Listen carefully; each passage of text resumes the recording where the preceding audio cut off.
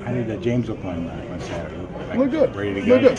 He ran the ball really well, and he really cut it loose. So we're really encouraged by what we saw with him Saturday. So you think he's ready to go, 100%? I think so.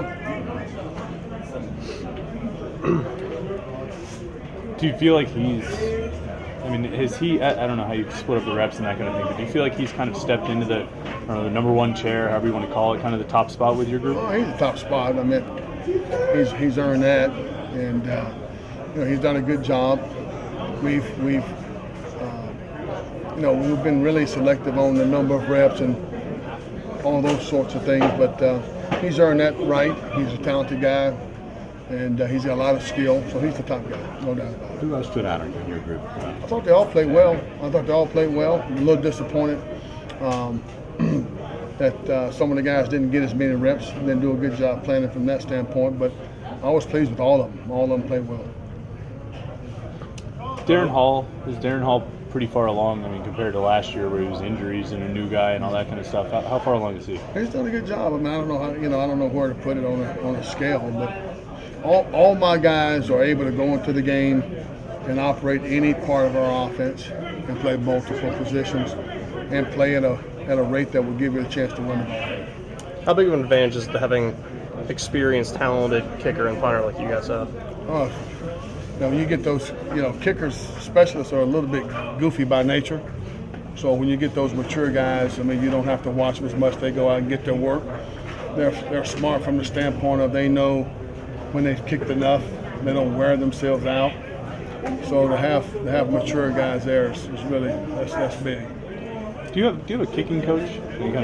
Someone who works specifically with them? Is that you, or do you have anyone else we do, works with them? but all those guys have their own guru they work with, and they have mechanisms built in where they can communicate and get their film to their coaches and stuff like that. I think that the only thing I can do to the kicker is screw him up. So I let Coach Woodside, Coach Blewett, and they communicate, and all those guys have a guy. You identified some maybe freshmen or guys that weren't necessarily on the two deep last year that you think this season are going to be a contributor for you on special teams, whether it's coverage units, things like that? I think Trey Tipton is going to do a good job for us. I think that Stalker's got a chance to help us. Those are two guys that really stick out. McKee still has some work to do. Celine still has some work to do. There's a couple guys. I'm losing track of names right now. It's a couple guys in addition to Stalker and Dane Jackson. But I've been pleased with those young guys. Some of the true freshmen aren't quite ready yet, but they're going to be really talented down the road. But I sat down last night and made a list of how many guys I'm going to have available to me that can play on special teams. I don't think I've ever had. I think my number was 53 guys.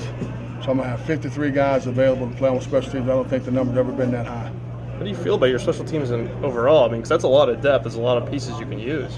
It is. You got to be smart. Some of those guys are starters on offense and defense. So, you got to be in a position where, you can't have Whitehead play 70 snaps on defense and 20 snaps on special teams. So he may start the game on a kickoff, for example. He may not cover kickoff till later in the game.